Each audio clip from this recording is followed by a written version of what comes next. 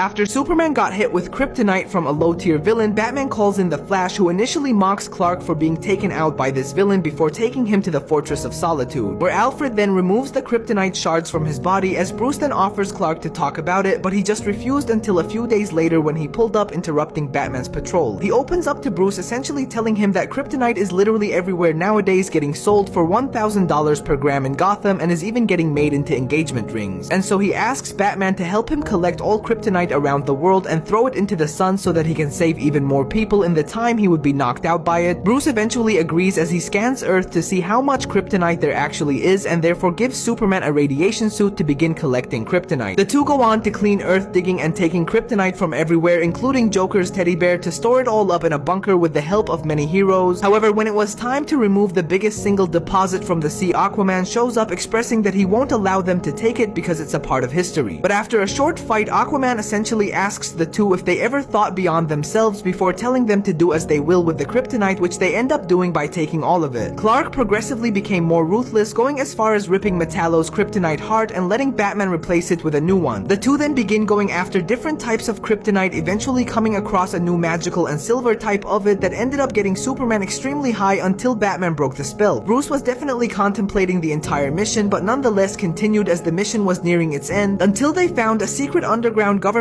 base in Clark's hometown, which Clark was very disappointed by. But then Amanda Waller steps in to stop them from stealing anything by capturing Batman and unleashing a kryptonite-infused doomsday that puts up a fight, until Batman eventually broke free and discovers the human identity behind the monster to bring his parents to stop him, where they then force Amanda Waller and Lex Luthor to hand in all weapons, before finally throwing every last piece of kryptonite into the sun except for the one piece that Clark decides to give Bruce, expressing that he can trust him with it, which Bruce acts shocked about, only for him to go and put it beside the dozens of kryptonite he already has.